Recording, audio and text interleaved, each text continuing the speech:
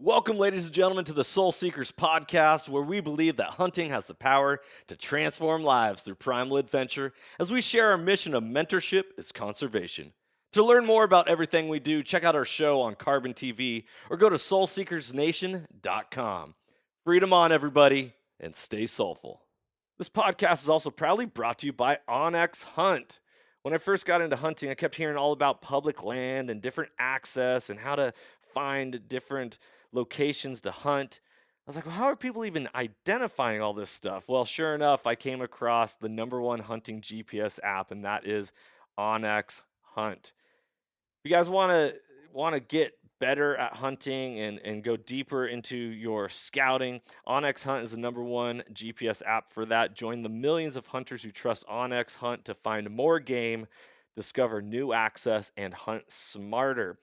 It was a game changer for me, and I know it's going to be a game changer for you if you've never used it. If you have used it, you know the power that it holds.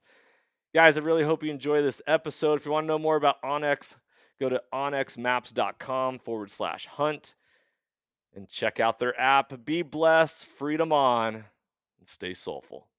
All right, guys, if you're in the market for a new hunting rifle this coming year, look no further than a Kelbley's rifle. I've been rocking their Coda rifle for the last couple seasons, and I've had great success with it. It's an amazing shooter, and every time I put one of their rifles in somebody's hands, they're like, oh, I got to get one of these.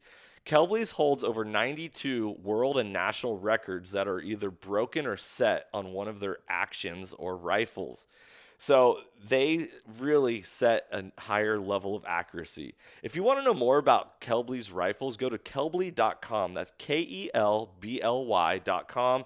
Tell them Johnny Mack sent you with Soul Seekers, and go enjoy shooting that much more in this coming hunting season. Be blessed, everybody. Go check out Kelbley Rifles. Ladies and gentlemen, welcome back to another episode of the Soul Seekers podcast. I'm your host, Johnny Mack, and I'm joined by my fellow hunting stud and stud of a human being, Samuel Flatland Singleton. We are joining you live from Soul Seekers headquarters here in my office of my house. And we're going to talk about something that I posed this question to Sam about: when was the last time you did something for the first time? And why this all comes about is, obviously you guys have been listening to this podcast for a while. You know that the mission of mentorship is conservation is the core of everything that we do. But mentorship is conservation. Like that can extend beyond hunting, right? We use the term conservation in hunting, but if you want any skill, any knowledge, anything that you do, touch, experience in life to last for generations to come, that is conservation. It's conserving it for future generations. I just recently got back from a family vacation, and we drove to Florida because now that I live in the South, it's so nice to go see states I've never been to. And when I was in Florida, I noticed a lot of billboards and TV commercials that said, take a kid fishing. And I was looking at that, and I was like, man, how come we never see take a kid hunting? Hey, don't forget to take a kid hunting. And it really posed the question. And this last week on social media, I put up a poll in Instagram stories about, do you think fishing is a gateway to hunting? So how this all ties in tonight is, when was the last time you did something for the first time? And then what was it like to learn and go through that process? Was it exciting? Was it exhilarating? Did it get your juices flowing? Was it frustrating because you weren't good at it right away? What was that like? Because in order to know where we're going, we have to know where we started.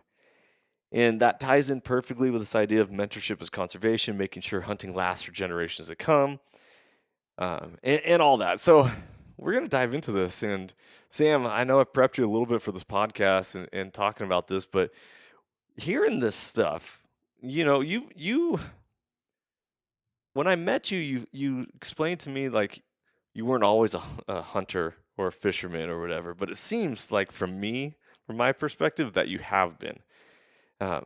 What's your history again on hunting and fishing? When did you start? Yeah, so I mean I have hunted and fished my whole life. Yeah. from when I was a kid growing up with my grandfather and mom and dad, they worked in town and both of them were working, so it was me going to grandma and grandpa's house, and my grandparents run a cattle calf operation, and back then they were farming peanuts, so we were always out in the pastures and doing what we needed to do and all that, so we were always out. And so just being around that, doing a lot of hunting varmints, shooting coons out of hay barns and whatnot, and then it just turned into, shooting coyotes and deer hunting, and that's just where it carried. And then from there, just grew up doing it and started archery hunting when I was probably about 15, and did that for a few years, and then that's just kind of how it started, and then life got me, and working and doing all this stuff, and didn't hunt as much as I used to, and then started bodybuilding and really got out of hunting during that because I was so dedicated to what I was doing. And but yeah, so I've done it for a lot of years, my whole life, I could say. And when I was a kid, I didn't know it, but we didn't have a lot of money growing up. But during my birthday every year, Dad would get me out of school early, and we'd go fish. Oh, cool. It was just something we could do that was easy, Yeah, something special. Yeah, heck yeah, it was, and I loved it. Did you start fishing first or hunting? It's hard to say because I can remember being young and seeing my grandfather shoot coyotes out of a pickup window, but that, to me, that wasn't hunting. That was just feeding cattle in the morning or something, It wasn't target of opportunity rather than like pursuing them. Right. It wasn't. We were sitting there calling them. We weren't doing anything like that. We were just out checking calves and doing the stuff, and that was kind of routine, But I'd probably say, honestly, I probably started fishing earlier just because it was the barrier of entry was so easy. You and I talked about this a little bit. We did, but that's the honest truth. Yeah. It's so interesting, and let's go down the fishing. Is fishing a gateway into hunting topic first, before we really dive into the whole, when was the first time or last time you did something for the first time? I put out that poll because I view that hunting is so special that only a select few people do it. I believe that fishing is also special, but not as. I don't see, and I was a fisherman first. I grew up trout fishing on a lake with worms and marshmallows, and and just going for it. And I did it for a long time, and I learned how to tie my own knots and go fishing in elementary school. If my parents are working, there's a creek nearby my house or whatever, and just go get my pole and go get after it. But when I think about fishing, there's a lot of people that fish that don't hunt. Yeah. I think, and this is a guess, I believe that probably 95% of hunters fish. I think that might be a high number.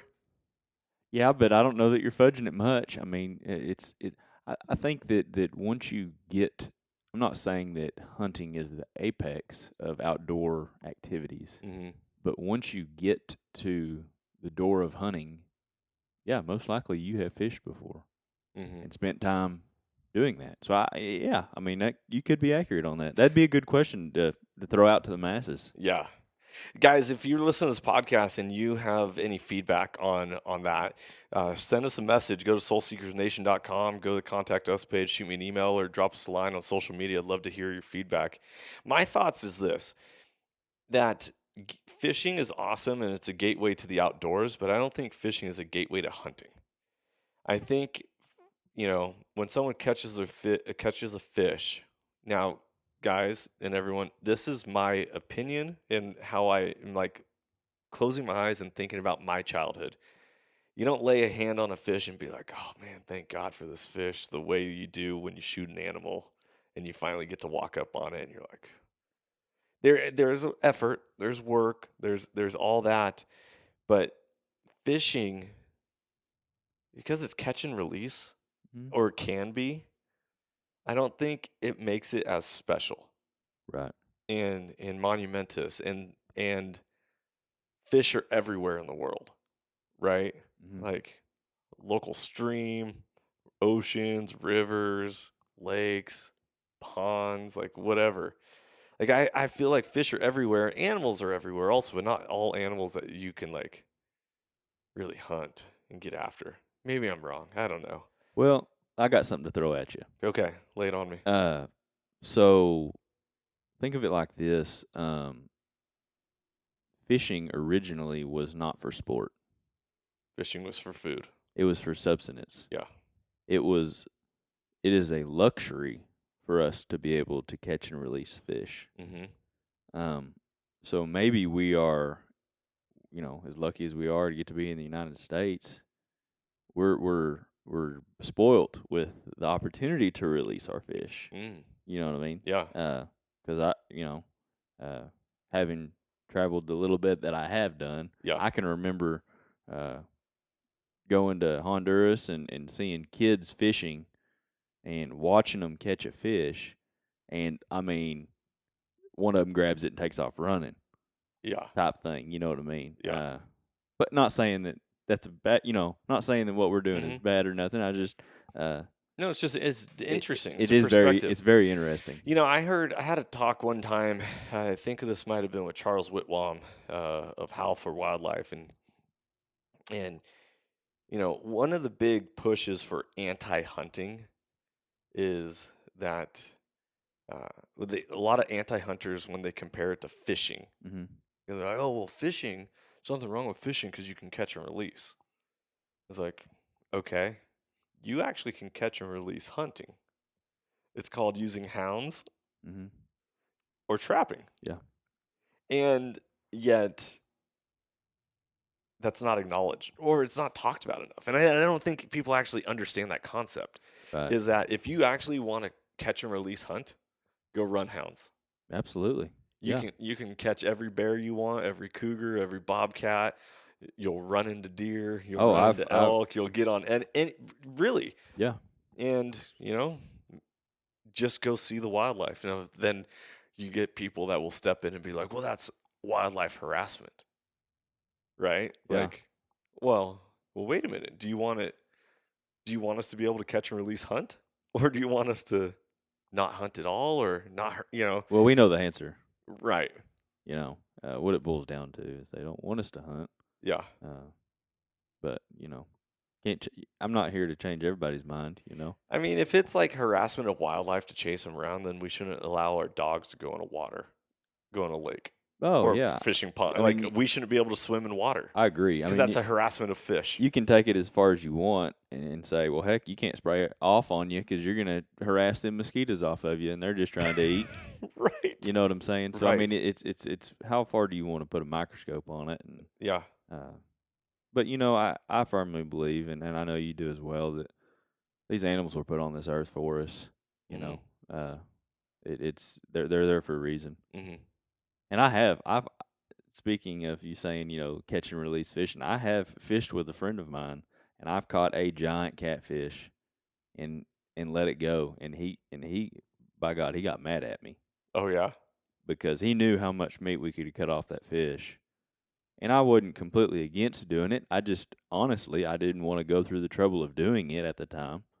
He would have done it. He would have gladly done it, but it was my fish, and I got to decide to release it. Uh-huh. And them big blues, I like to release them. I like to see them grow. But he was tore up about it. Really?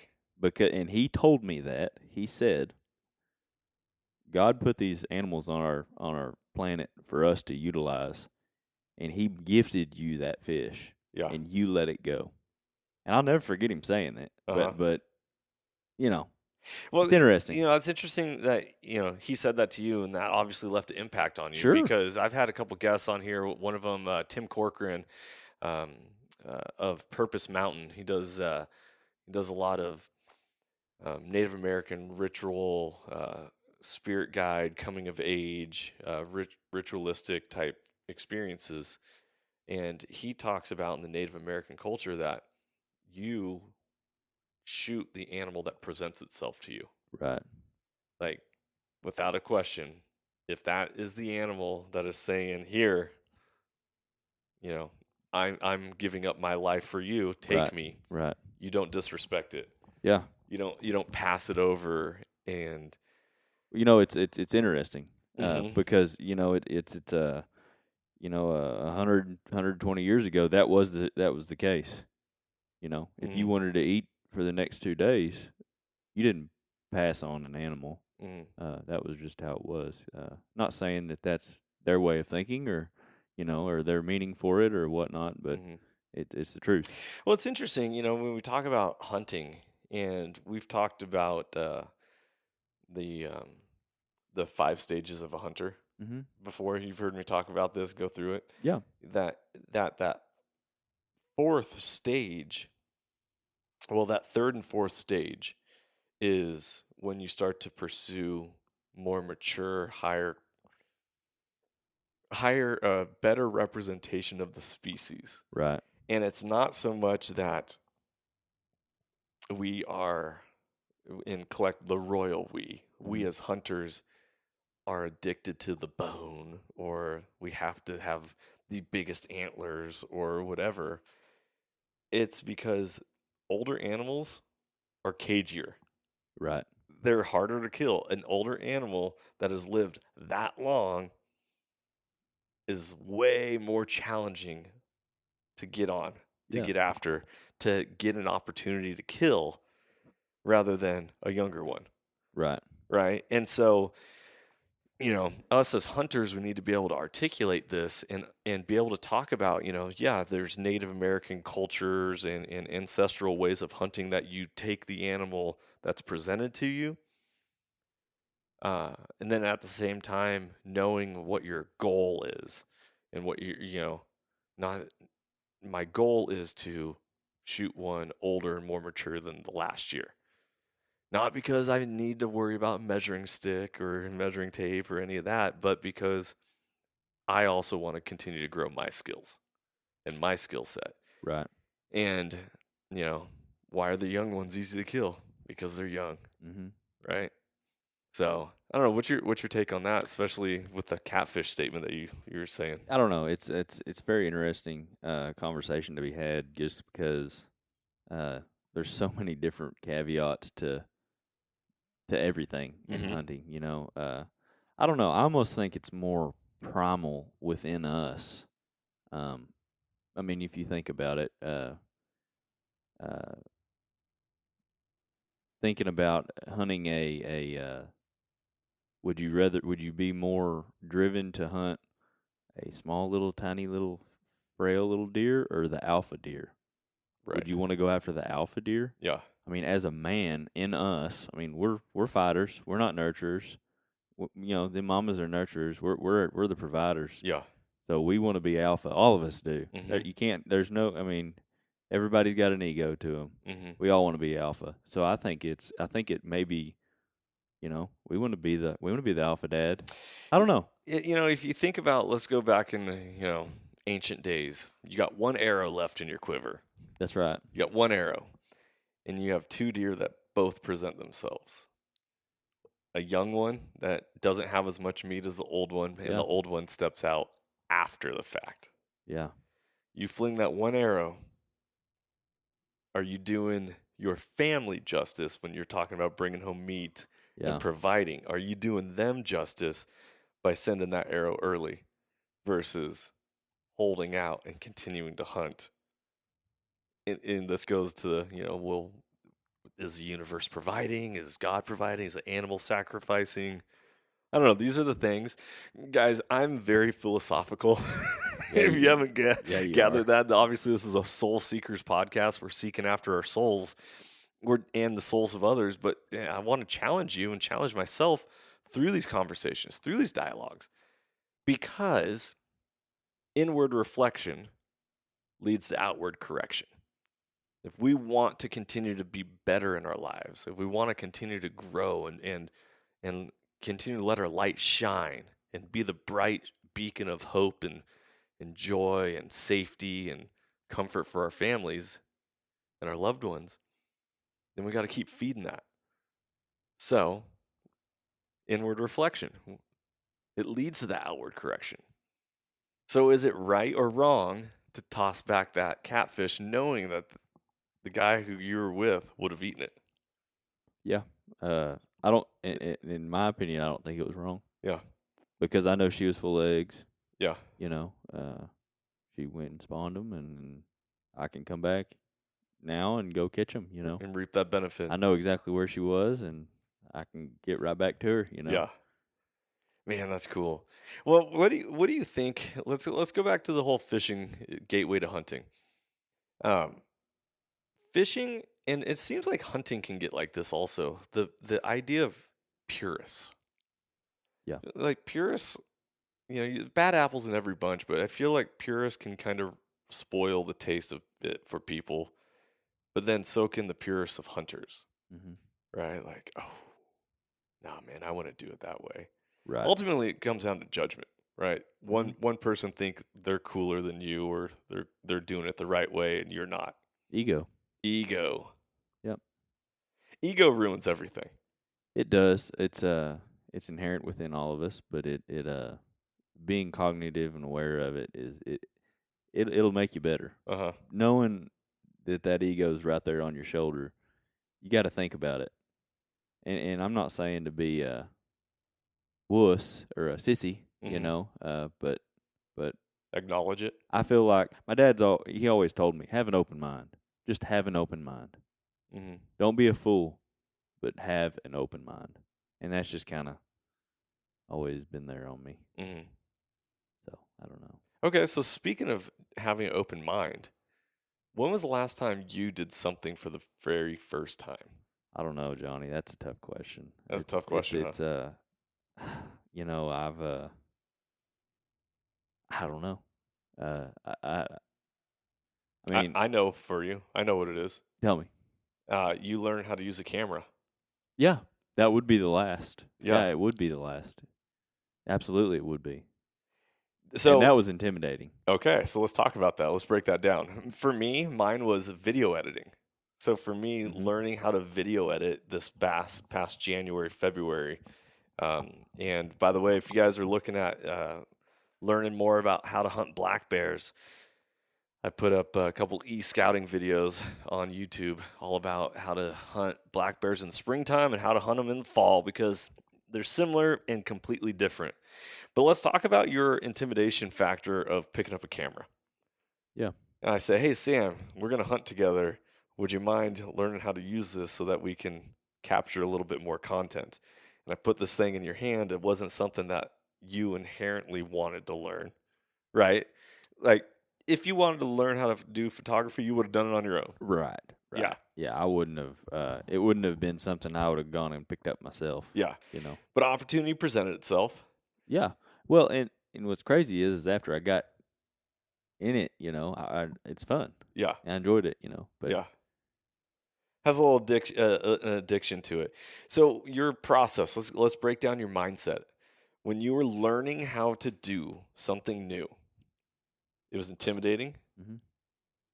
So there's a little bit of fear. Yeah, I didn't want to break it. You didn't want to break it.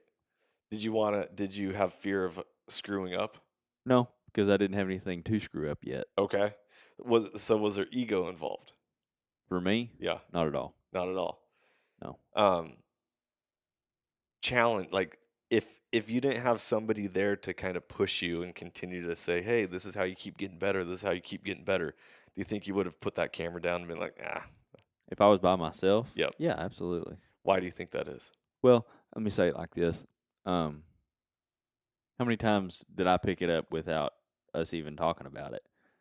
I think you were not spurring me on to keep doing it, but saying, "Hey, look at this." You helped me a lot. Yeah. But if I was just to say, told my wife, you know what, I'm going to go buy a camera and start taking photos, that would not be me. Yeah. Not in a million years. Dude, I wasn't going to start video editing until, kind of had to. Yeah. And with that being said, it's like, this is how much fun is it to know that you have a new skill? Yeah, it's cool because you look at things differently, you know. I mean, you know that. Yeah. It's a different perspective of looking at things.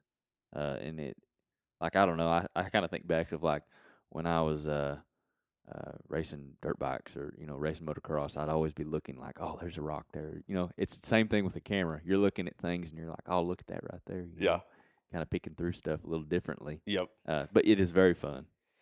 So when I got into hunting, that was like for a while there, that was the last time I did something for the first time. And I think the whole point of why I ask this is so many people, from my perspective in this life, don't constantly push themselves. Mm-hmm. And by pushing themselves, I'm not just talking about like going and getting a raise or fitness or whatever. It's like pushing yourself to constantly get better, to learn, grow. My, my father, he always said, either you are green and growing or you're ripe and rotting. Yeah. And I found that to be very interesting. But at the same time, it's like, okay, that makes sense. You know, you can learn anything on YouTube nowadays.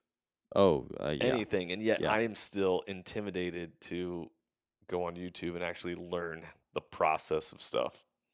It's interesting, right? Like, Yeah, that's fascinating to me. yeah. And so it's like, okay, what really forces somebody to want to do something new? Well, I'll tell you this: when I was growing up, watching my grandfather work in the fields and all that, it was by you didn't have a choice. Mm-hmm. If you wanted it done right and you wanted it fixed, you had to fix it. So what did you do? You figured out how to fix it. Yeah. You didn't have a choice. You know, there wasn't an option to go call a mechanic. You're the mechanic. You're the painter. You're the tire repair guy. You're the plumber. Everything. You know what I mean? You're the tradesman. That's right. But that was just when I was a kid, I'll never forget it. You know. Mm-hmm. So that I treat myself like that now, which is good and bad, I guess. Yeah. But yeah, it's interesting. So yeah, learning to do new things is it's important. It's important. And in a world of artificial intelligence, AI, automation, you know, fast food, drive-throughs, Mm-hmm. like if you don't constantly learn new things and learn how to do new things, you're going to be left behind. I feel like that. I feel like that's the truth. And so it's like, okay, what do I need to learn? Mm-hmm. What, you know, whether it's hunting, whether it's fishing, whether it's raising chickens or Yeah, see, there you go. There's yours right there. Yeah. Yeah, we just started raising chickens. Yeah. It's interesting. And you know, and do you think you would have gone through the learning process if you weren't forced to be in school? For math, science, and all that, yeah. Probably so. Yeah. I probably wouldn't have been interested in it at all. For myself. Yeah. I didn't like it. It's interesting, man. But the whole point of like Soul Seekers and me starting this was because I wanted to learn how to hunt and I wanted to have a community of people of support because I didn't have anyone. Mm-hmm. And at the same time, Soul Seekers is larger than hunting. It is much larger than hunting because it's just the first stepping stone to say, I want a better life for myself. Mm-hmm.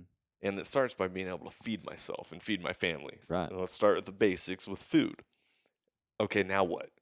You know, the Maslow's hierarchy of needs. Are you familiar with that? I've heard it, but you've probably learned it in like health class in high school at some point or whatever. But it's a pyramid, and the bottom pyramid, the whole concept is all humanity falls under the same pyramid. And in order for you to ascend to the next level of the pyramid, the below section has to be met. So, bottom section of the pyramid is food, shelter, safety. If your food, shelter, safety is not met, nothing else matters. Okay. It doesn't matter about how hot that girl is and that you've been checking out. Like, it doesn't matter if you don't know where you're going to sleep at night, or if you don't know where your next meal's coming from, Or if you don't know that, then nothing else matters. Now after that, then it goes to love and belonging. Okay, now I have a shelter, now I have food in my belly. Now it's love and belonging. I can't have good relationships and love and belonging unless these other things are met. And then it just keeps going. There's 5 levels to the point of self-actualization. And the idea is that you can't reach self-actualization until your other needs are met. And if you're now they kind of can be met at the same time, by the way. So it's not like I'd encourage everyone to go read what Maslow's book actually says. It's a theory of human motivation. I was reading Interesting. that when we were in the airport. I think Yeah. I pulled that out of my backpack. Anyways, the We whole were sleeping in the airport. oh yeah, but that goes into like, okay, so learning something new. When was the last time you did something for the first time? If all your needs are met, it allows you to climb that ladder, move up that pyramid, and self-actualization, right? So that means, what's my purpose in this world? Where do I fit in? Where do I show up? What do I have to give?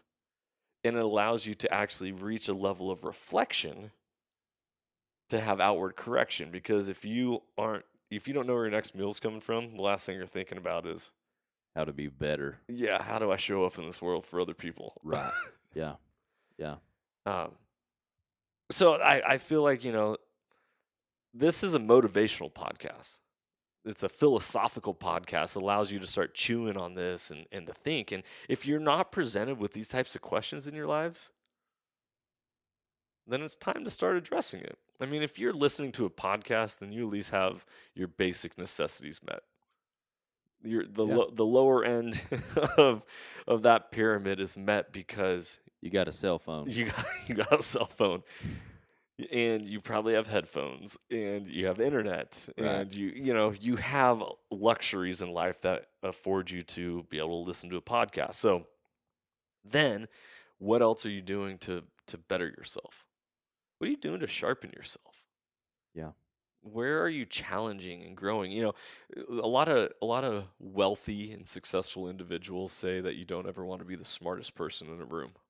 Yeah, I like that. And if you are the smartest person in the room, it's time to find a new room. Yeah.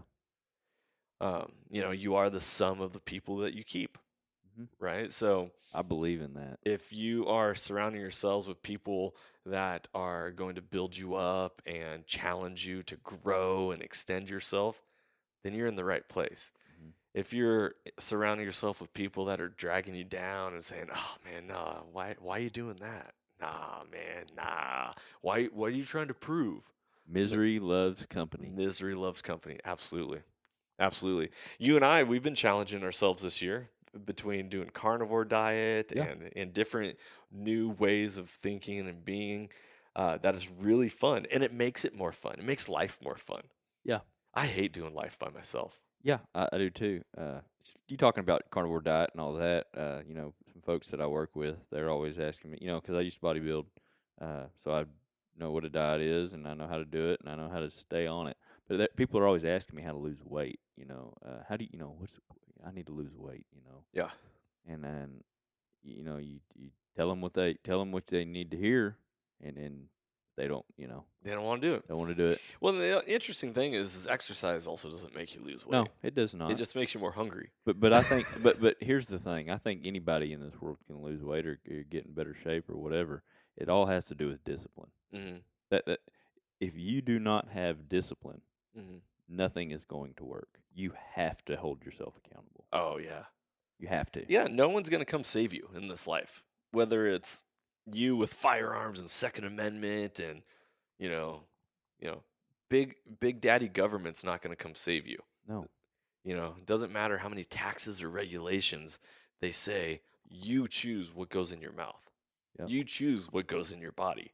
You choose. Nobody is going to come save you. You hold the line, toe the line. That's right. Let's go, baby. And courage is contagious. So when one person is courageous and says, "No, I'm going to do the carnivore diet." "Oh, you are? Okay, can I do it with you? Can we kind of hold each other accountable? Yeah. That is leaning on somebody else if you need, there is strength in numbers, but at the same time, you have to have the mental and intestinal fortitude to say no or say yes Yep. It's on that. on your own. Yeah. It's you got to be accountable for yourself, and then serious. I love running, not because I love running. I, Yeah. I love running because it sucks. Yeah. I feel like running is more of a mental challenge than it is a physical challenge. I don't agree with you, but hey, I'm glad you feel that way Uh, Thank you. because everybody has something that they feel like that with.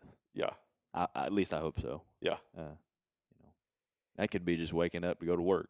hmm My challenge, all of you out here listening to this podcast, is here's a challenge for when was the last time you did something for the first time. My challenge to you is this: when you are doing your morning commute to work and coming home from work, but more importantly, the morning too. Don't turn on the radio. Don't turn on your car stereo at all. Sit in silence.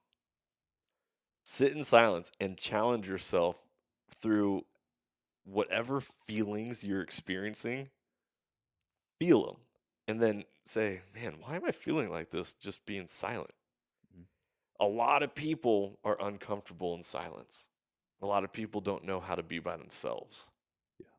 And and so if you can start off your day with putting yourself in a situation that allows you to reflect, that takes the noise out. This is why we talk about the beauty of hunting. It's like getting out in God's nature and getting away from the distractions and the noise. You can do that in everyday life. Turn off the radio Mm-hmm. when you're driving in a car by yourself. Yep. Sit silent. Yeah. What's something I like to tell people is piggybacking off of what you're saying with the car stereo I didn't hear it. I didn't come up with it. I heard it from some other folks on Instagram. Anyways, be 1% better every day. Yeah. Just 1%. hmm And just think about that every.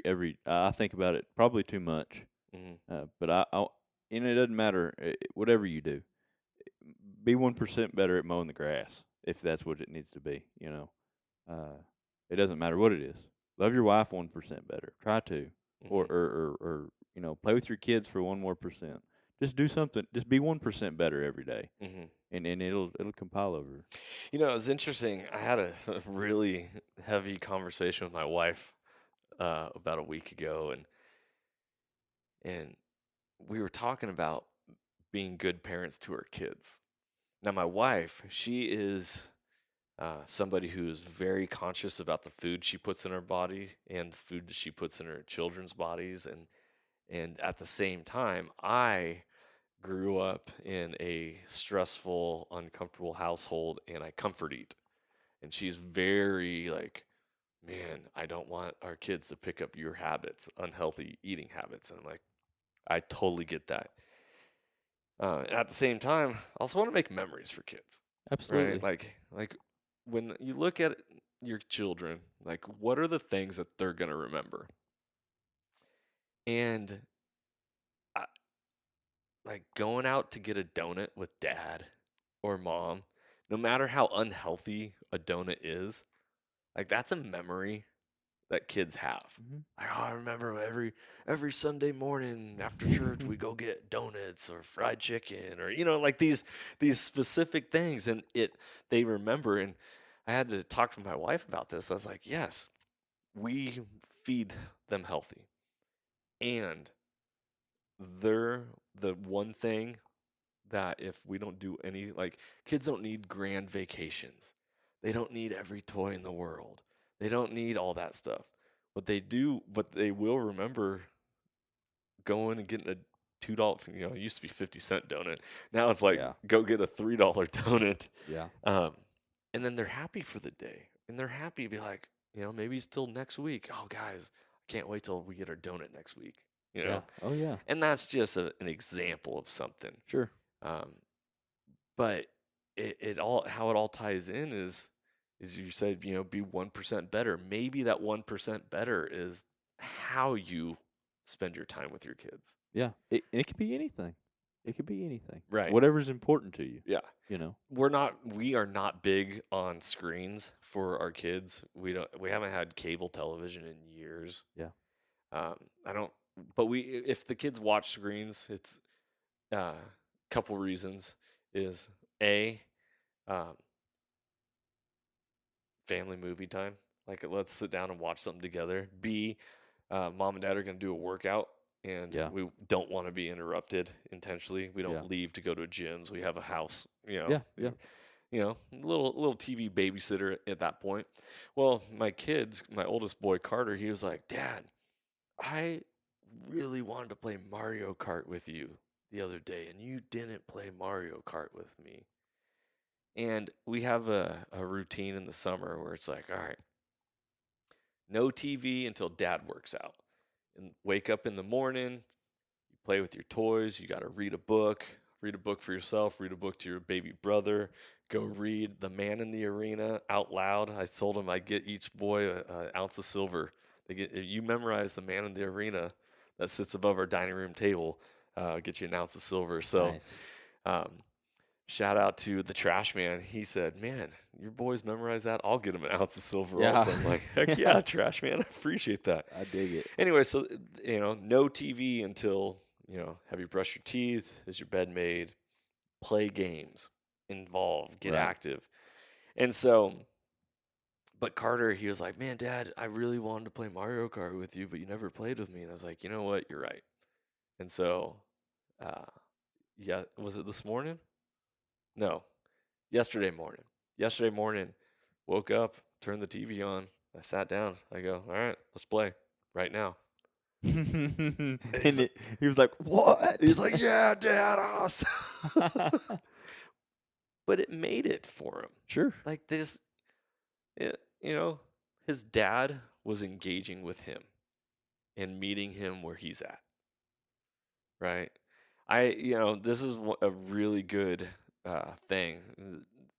Weston Alexander, I took him on his very first backcountry hunt, the trash man. Oh, yeah. Love that guy. So the trash man, he has older kids, and I was struggling with connecting with mine.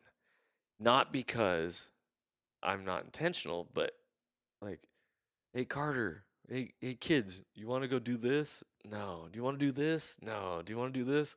And it was all these things that I love to do. And I asked the trash man, I go, trash man, my kids don't want to ever do anything with me. And he goes, well, have you asked them what they want to do?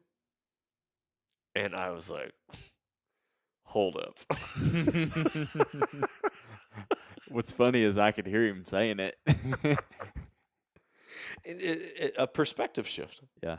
Right? Like, as their dad, there's so many things I know and I want to pass on to them. I want to teach them how to shoot a jump shot. I don't care if they ever play basketball, but I want them to know how to shoot a jump shot. I want them to know how to dribble a basketball, throw a football. I want them to learn how to put somebody in a headlock and get out of one. Yeah. I want them to know how to fish. I want them to know how to hunt. All these things. I want them to be men. Yeah. Raise them right. That's right. But they don't want to do any of that. Well, some of that. It's like, okay. So what do you want to do? Because I want to invest in you. And that was a real perspective shift for me to be like, okay, it's not about what I want when it comes to my children. It's about what they want. Right. And on this podcast, I've talked a lot about, you always got to identify what you want. What you want. Don't worry about the how. Figure out what you want and then go get it. Because the how will take care of itself. Well, that works great in your own individual life, but when you're trying to connect with your children, you got to shift it. Like, what do they want? Yeah, you're right. Mm-hmm. Something that I think about way too much with my kids, since we're talking kids now. I've got a daughter that's 3 months old, so she doesn't see nothing but smiles right now. But my boy, he's turning 4 this year, next month. And one thing that I fear the most is him being a hard worker. And he's not being a hard worker? I want him to be I want him to be a hard worker. Yeah. But he doesn't see me go to work every day because I'm out before he wakes up. Mm-hmm. He doesn't ever see me work. And I think that not saying that it's make it or break it, but I think that a lot of work ethic is through watching their fathers or their grandfathers or whoever work. Watch them work. Mm. So like anytime I'm working around the house, I tell my wife, have that boy watching me because I want him to watch me work because I want him to know what it looks like because this doesn't just happen. You know what I mean? Anytime we work cattle or anything like that, that's why the kids are there. I mean, that's why you see them pictures of the kids hanging on the fence. They're there to watch. They're not there just to be socialized. They're there to watch their daddy's work, and instill it in them. So that's something that I'm always worried about is like I want this kid to know that like if you want it, you have to get it. And that may be a little harsh, but just kind of piggybacking off of like what your kids want to do, Yeah. and obviously you want them to be kids, but 100%, they have to be kids because if not, they'll be robots, Yeah, well, I love that. Here's a question that really it came along with me saying, "Hey, what do you want? What do you want to do with me? What do you want to do with me?" Right. Here's a question I started asking them: "What do you want to learn?" That's a good question to ask. What do you want to learn? My oldest boy, he goes, "I want to learn how to cook." Hey, okay, send it. Let's go. Yeah, let's teach you how to cook. I'm with you. And it's really interesting because they're not robots, so stop treating them like they are. Right. This podcast topic is, when was the last time you did something for the first time? Well, it's like, it's easy for us to just be like, this is what I do. This is how I've always done it. We're just going to go through the process. And you're not challenging yourself. So I'm challenging myself. When was the last time I did something for the first time? First time of thinking differently. Sure. First time of experiencing something in a perspective that I've never thought of. Open mind. Yes. Yeah. It's like, oh, what do you want to learn? I want to learn how to cook. Okay, let's go. That's awesome. Yeah. I encourage all you out there who are future parents or current parents, ask your children what they want to learn. Yeah.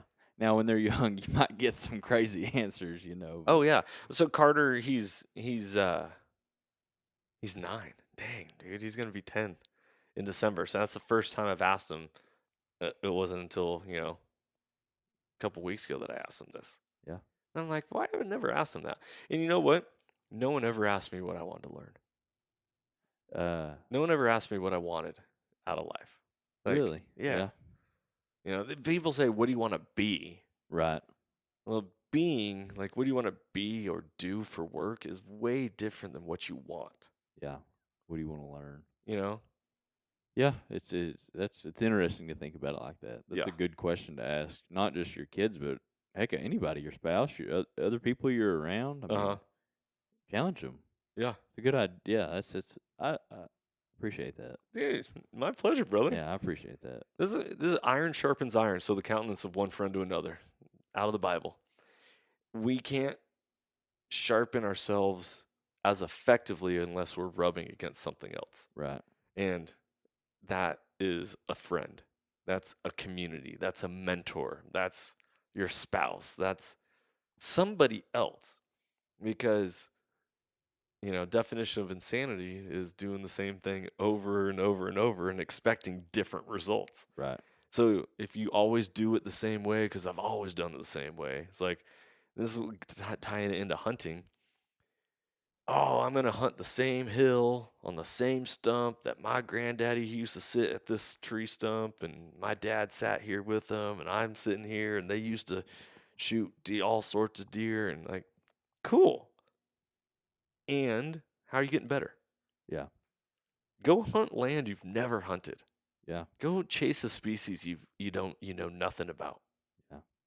And go get after it. Yeah, it's funny you're talking about it like that. Growing up out there on that property my family owns that you hunt now. Yeah. You when we together have walked it and done some stuff out there, and you're like, man, have you seen this? Man, have you seen that? I'm like, yeah, I have. But I've taken it beyond that. I've asked my grandfather, because he grew up on that land. And he absolutely has seen the whole thing. He's seen every rock on it. I mean, that may be a little extreme, but when he was a kid, I mean, back in the 50s, that was it. He'd get on that mare and he'd ride around bareback and look at everything he could look at. Yeah. It's interesting. Yeah. Oh, man, it's so special. So, question for all you listeners out there. What are you doing to sharpen yourselves? How are you sharpening your relationships? How are you sharpening your faith? How are you sharpening your health? How are you sharpening your skill sets? Where are you growing at? And when was the last time you did something for the first time? Maybe it's time for you to step out of your comfort zone. As a PE teacher, a former PE teacher, and I use athletics a lot as stories because there's so many like tangible lessons that I observe and learn through my experiences with students. In PE, not everyone's good at sports, right? Like, oh, you got to take, well, at least in the state of Washington, Texas, growing up, Texas sports PE might be a completely different ball game, but what you didn't get to choose like individual sports or team sports or swimming or aerobics until you got to high school. Everything else was just standard PE. Mm-hmm. We had dance class, we did dancing, bowling, team sports, all these different things, all within the same class. And, your typical athletes dominate the majority of everything. And then everyone else who's not athletic or not really caring, maybe they have some success, maybe they don't. But what I've learned very quickly is if people don't have some sort of success in a short amount of time, they're going to just stop and give up and not try and never come back to it. Mm-hmm. But if they can find some sort of success, if maybe that success isn't even a skill, maybe that success is a relationship. Oh man, I had fun laughing and giggling with my teammate while we were doing this, even though we weren't even any good. Yeah. That's a success. Okay, boys and girls, we're going to go do the same thing again tomorrow. Okay, awesome. Can I be on the same team as so-and-so? Yeah. If that's going to keep you more engaged, absolutely. So when it comes to learning something new for the first time, the challenge is, how do you keep yourself engaged? Right? So how do you keep yourself going when things get challenging? Or where you feel like, maybe something's just not interesting. Okay. Like I've read books or started to read books. I'm like, this book I can't get into. Yeah. It's not for me. And I'll just stop reading it. But that doesn't mean I don't pick up another book. Right. Right. I'm so guilty. Yeah. Are you? Oh, absolutely. I've got audiobooks that I've listened to the first, hour and Yeah. not cutting it for me. Yeah. But this is why a mentor is so important. Yeah. Somebody to say, hey, it gets better. Yeah. It gets better. If you're really committed to trying it and learning it, I mean, stay hooked. Yeah. I love the metaphor right there, or the stay hooked. Oh, yeah. It's old talk. Play on words. No, it was, it's fishing a gateway to hunting. Stay hooked. Stay hooked, yeah. But yeah, so I mean, this is where I find it very challenging for humanity. Is the majority... Okay, let me back up here for a second. And I'm not knocking anybody, but I want you to reflect on this. What is the average grade in school? Like ABC? Sure, yeah. Oh, it's probably B. Middle of the road, I'd call You think it. a B is average? As a school B teacher, minus? I mean, a C is average. C, yeah. A C is average. So if we take a bell curve, a standard bell curve that you could apply to anything in life, the majority of humanity falls within that C's. Right. Small percentage outliers are A's, small percentage outliers are failures, right? Right. So the majority of people fall in the center category. And we're using grades in school as an example here, but you can apply that to anything. Maybe it's their motivation. how many people are going to be highly motivated? Well, there's going to be outliers that are extremely highly motivated. There's going to be outliers that have no motivation. And then you got your majority of people that are like, take it or leave it. I'm motivated for some things, I'm not. When it comes to the promotion of hunting, fishing, the outdoors, the outdoor lifestyle, bettering yourself, learning new skills, continuing to be putting good out into this world, and leaving a legacy for the next generation. If the majority of human beings fall in that center category, how, and I know what earlier I say, we don't have to worry about the how, we just need to know the what. So I guess I'm going to eat my words here for a second. I'm going to ask the question, but I already know the answer. How do we move the needle of that massive bell population in the center to be highly motivated, to be givers to other people, to want to be mentors, to want to include others, to get more involved? Yeah. And the how doesn't matter, because what matters is the what. And when we address the what's the goal? Well, legacy, conservation, more animals, more public lands, more people supporting what you do, more, community, nature, the what. When we address the what, that addresses the heart. And when you hook the heart, you hook the whole human. And you hook the whole human, you hook their family. And you hook their family, you hook their generations after them. And that is how you leave your mark. And so when I look at these billboards in Florida and I see take a kid fishing, I'm like, awesome. I don't think it's a gateway to hunting yet, but it's important. Yeah. And not but, and it's important. And it's important. And it's important. Start them somewhere. So get them outside. Yeah. Show them what it's about. So how do we get more hunters? Don't worry about that. Do we want more hunters? Some people say yes, some people say no. It's a whole nother podcast. It's a whole nother topic. But what are some of your takeaways I see your mind's just kind of rolling with stuff that we've been chewing on tonight. Yeah. I don't know. It's interesting. I think about things a lot, probably too much. I do drive without the radio on way too much. I listen to the news in the morning and then quiet on the way home. But anyways, I don't know. Everything I want to do, everything I do, I want to do it at a high level. Mm-hmm.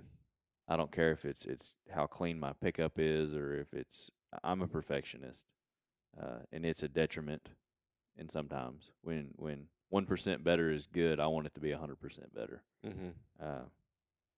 So I have to regulate myself and watch it. But just be a pro at what you do, and if it's important. My grandpa always said, I always say, if it's worth doing, you might as well do it right. Mm-hmm. You have to, because if you don't, then it's not going to be worth nothing. Mm-hmm. So that's kind of my. So here's a challenge question to you on that. If it's worth doing, you might as well do it right. So do you care about time and efficiency when that? Because I challenge myself a lot where it's like, I just need to get this done so I don't have time to teach my kids. Yeah. You know where I was going with that? I completely understand. I think of this. This is something that a guy told me one time. He told me, a military guy, he said, what do they say? Smooth is slow is smooth and smooth is fast. And he goes, I don't ever want to hear that shit again. Slow is slow and fast is fast. Be fast. That was Matty Nelson of Seeking Be Precision fast. who said that. But I've heard him. I've heard him say it, and I have heard other people say it too. Don't be slow. Be fast. Yeah. Be aggressive. Slow may be smooth, but slow is slow. Yeah. Don't be slow. Be fast. Yeah. Shout out to Maddie. But I have heard that. Uh-huh. I've heard it more than once. Yeah. He was the first one, but I heard it about a month ago. That made me chuckle. Yeah. I loved it. But it's interesting. It's like, okay, now how do we make sure, and this applies to hunting as well, How do we, see, I catch myself. Don't worry about the how. Yeah, this is where we have to slow down to reflect and catch ourselves. Our words matter. Mm-hmm. Stop saying, how do we, blah, blah, blah. It's like, well, what do we? What's more important? What's more important? What's the goal? What's the purpose? Right. You know, if our goal is to put meat in the freezer, then maybe we need to leave somebody at home if it's going to slow us down or change effectiveness. Right. If our goal is to enjoy the opportunity, if our goal is to teach somebody new, then it's a cherry on top when you have that opportunity to kill an animal. Right. But I think I'm going to use the word can't be priority. Yeah. I under completely. You're right. I don't know, man. It's expect the worst, but plan for the best, or plan for the worst, expect the best. I don't know, but Don't expect the worst. well, yeah. Good gosh. I mean, how bad do you want to get? but yeah. Not saying it couldn't happen. If you got a loud kid in a deer blind or whatever, kicking rocks, but that's an opportunity to learn for them and probably for you too. So not saying that, you may not come home with a bag of moans or bag of meat or cooler full of whatever, but you're going to come home with something. Yeah. My oldest boy is getting ready to come on his first backcountry hunt. Yeah. Like we're getting to that point where it's like, all right, strap up. Let's go. Yeah. Don't be no pussy. But you better, Yeah, it has to be, if you want to do this and you say you're going to do it, you're doing it. Right. You're coming. Yeah. Like if we're doing this, we're doing it. Right. Yeah. There's no you hanging out at the trailhead while Dad goes. No. Like, this is you're you're coming. Yeah. It's interesting, which then shifts the game, like completely different. Yeah. I don't know. There's some things I get to chew on. Yeah. Part of life, man. It's life's beautiful because it never ends, and you can take it in any direction you want it to. The game of life. How do you want to play it? Or how do you want to play it? Do whatever you want. Well, thank goodness. Yeah. USA, baby. Don't worry about the how do you want to play it. Worry about the what do you want to play. Yeah. And then go play it. Yeah. Beautiful. It's interesting. Good podcast. It was good. Enjoyed it. Yeah, I appreciate it. Guys, if you like this episode, please like, share, subscribe, leave a rating and a review. Leave a 5-star review. Go leave a comment on iTunes. It really helps out the podcast. I want to get this mission and inspire people. Remember, inspired people inspire people. When you're living an inspired life, you're naturally contagious to others. Where it's like, oh man, I want what he has. I want what they got. I want to experience that joy, that excitement, that love, that passion. So when you are not living an inspired life, then you're doing a disservice to you and humanity. We all have a gift, and the best thing we can do with that gift is to give it away and let it grow. So be blessed. Hopefully this podcast encouraged you. It also caused you to think, pause, reflect. And I want to build more community with all of you. So go shoot me a message on soulseekersnation.com or drop us a line on social media. And I'd love to connect with you, hear your thoughts. And just want to wish you the best and bless you for checking out this podcast and for the upcoming hunting seasons, whether you are a hunter or not. Maybe you're dabbling, you're putting your toe in the water and like, what is this all about? You came to the right place. Know that life is happening for you. It's not happening to you. You're not a victim in this world. You get to create your own existence however you want it to be. And that's where we get to focus on the what, not the how. Don't worry about the how. Focus on the what. What do you want? What do you want? What do you want?